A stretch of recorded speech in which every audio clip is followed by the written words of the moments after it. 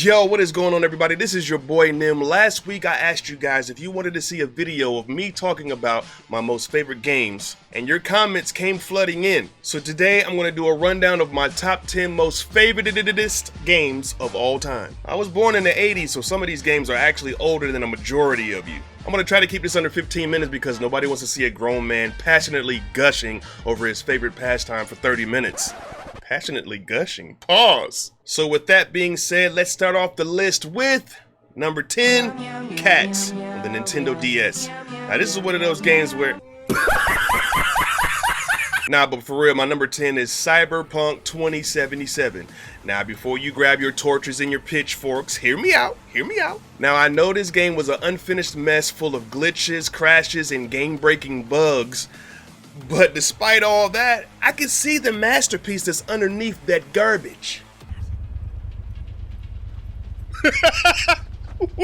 What are you doing? Pan Am, please! I was totally enthralled with the aesthetic of this game. It's essentially a first-person Blade Runner type beat and some badass vehicles, apparel, and weapons. I mean, this game looks ridiculous. Like, bruh, did you see this car? I would buy this in real life if I had the credits. I had so much fun playing this game, upgrading V and trying to get all the different endings. Plus, I would actually try to download myself into the game just so I could be with Pan Am if I wasn't married to an actual human woman. For number 9, I gotta give it to the greatest sports game of all time, Streets Volume 2. Yes, you heard me right, the greatest sports game of all time. I know there's Madden, I know there's NBA Live, but those games are only good because of graphics, gameplay, and a loyal fan base. Bruh, Streets will let you string combos together like stealing the ball and then kicking it to your teammate to perform an alley-oop. Then DJ Bobbito says, "Ooh, that was sweet like candy yams." All while that old school boom bap soundtrack is blaring in the background. To me, Streets was like a combination of NBA Jam and 2K. Bruh, this was an utter masterpiece, crazy fun. Speaking of pumping soundtracks, this may come to a surprise to some of you, but Guitar Hero 3 Legends of Rock is my number 8 pick. I love 90s rock, what can I say? Pearl Jam, Foo Fighters, Smashing Pumpkins, Rage, Chili Peppers, and boy oh boy did this game have it all. And what's crazy about it is the only reason I found out about this game was because Snoop Dogg was on TV at the time talking about black people don't play guitars anymore. All black people that want to be white that think they're in a rock and roll band. See, why do you have to be white to want to Because play it's all guitar? don't play guitars. Not Yes, no they more. do. No, they don't. Jimi Hendrix been dead. He the last real black guitar player. So I was like, nah, G, I'm built different. So I went and bought the game. This is one of those games where I can play them over and over again without getting bored. I still can't play it on hard though. I just can't seem to get my finger over to that orange button and play it correctly. Sonic. Mr. Gotta Go Fast himself. Which one of his games is the best? Well, I gotta go with Sonic and Knuckles because they let you play as that badass echidna. Bro, he can glide, he can climb walls, and because he's black. Nah, but seriously, he is Jamaican though. You can check out the dreadlocks and the Jamaican colored kicks. I mean, he's black, dog. And oh my god, the game cartridge was revolutionary. You could pop in Sonic 2 or 3 on top of it, and you could play as Knuckles in Sonic the Hedgehog 2. I was actually floored by this. Next up is Marvel Spider-Man Miles Morales on the PS5. This one did include the PS4 game that came out a year earlier, the other Spider-Man. I went with this one because he's black. Nah, but seriously though, the graphics on this game is stupid, dude. They had a 60 frames per second performance mode, looked eye-poppingly good. They also had a 30 frames per second fidelity mode. It had ray tracing. I mean, it looked better, but me want more frames. This is the best Spider-Man swinging mechanic of any of the games. It's just smooth. I felt like I was swinging with this dude. The fighting felt intuitive and the story was top notch. 10 out of 10, can't wait to play again. For number 5, I gots to give it to Streets of Rage 2. Now this was the game that got me into actually fighting people in real life. I mean, I was a menace. I don't know what was so different about this beat 'em up. It just worked, bro. You could pick one of 4 characters. I would always choose Skate because he's black. Each player had their own moveset. Me and my bro would play this almost every day after school. If there's one thing that can make a game great, it's the music. And let me tell you something. I don't know what magical elixir that Yuzo Koshiro was sipping on back in '93, but I'll have what he's having because this soundtrack is pumping.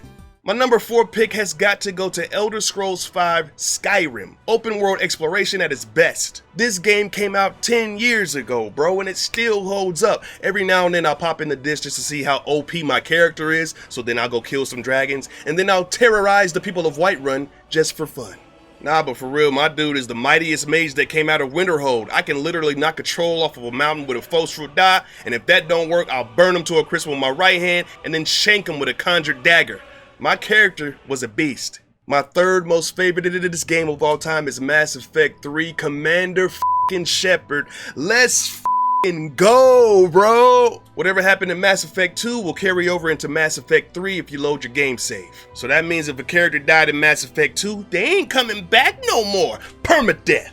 This is probably one of the best action role-playing games. My favorite gun in the game is the M96 Matic, and that thing will blow a whole squad out with ease. Plus, I can use my biotic powers to do all kinds of stuff like blow you off the map, pull you forward, blow you up in the air. It's crazy. This one had multiplayer mode where you and 3 other people shoot your way through waves of aliens and geths. Bruh, I played that multiplayer straight for a year. I ended up reaching top 5 in the world on the PS3 leaderboards. Mass Effect was my jam. Numero dos, it was a hard pick, but I had to give it to Fallout New Vegas. The music, the humor, the open worldness, the dialogue, the gameplay, the VATS.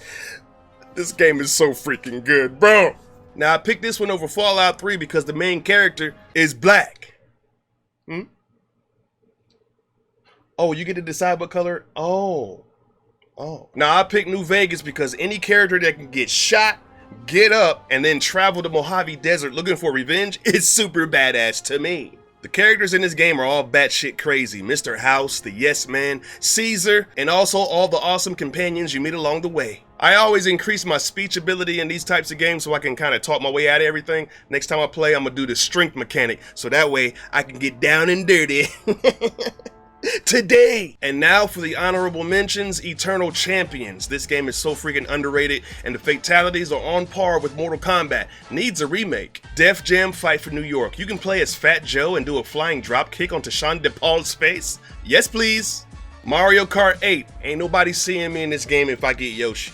Dead ass. Psyops. This is a really cheesy action-adventure game, but I love using the different mind abilities to get through the levels. Marvel vs. Capcom 2 is a classic, highly respected fighting game, but don't play me because I'll just get Mega Man and just spam you with the hand cannon. And my number one favorite, all-time favorite game is Grand Theft Auto San Andreas and Grand Theft Auto 5. I'm sorry, I just couldn't decide which one I like better. They're both masterpieces of their time. Now, I picked San Andreas because he's black. Nah, but this was the first GTA where you could swim and climb. And I was like, yo, why y'all couldn't do that before? If you worked out, you got mad buff, B. And if you ate a lot, you got fat. So as you can see, I did not learn any life lessons from this game. As in most of the characters in the GTA series, Carl Johnson was just a victim of circumstances that got out of control. But he just wanted to make something of himself. And let me tell you, the twists and turns that this story takes you on is nothing short of magnificent. Excellent storytelling and a compelling narrative pushes this game to the top for me. And GTA 5 is just good. I mean, the game's been out for 8 years and people are still buying shark cards. The game is so good that we're never going to get GTA 6. So just go ahead and chalk it up as a loss. I'll be dead before GTA 6 comes out. So anyway, those are my most favorite games of all time. Hopefully some of my games made your top 10 list. Go ahead and leave a comment down below and share your list. I would love to see it. And if you have any suggestions on games that I missed, I don't want to miss any masterpieces, so go ahead and leave those suggestions down below as well. Maybe next time you guys would be interested in the top 10 movies of all time. Leave a like if you'd be interested in that. Until next time, holla back at your boy. Peace. Because he's black.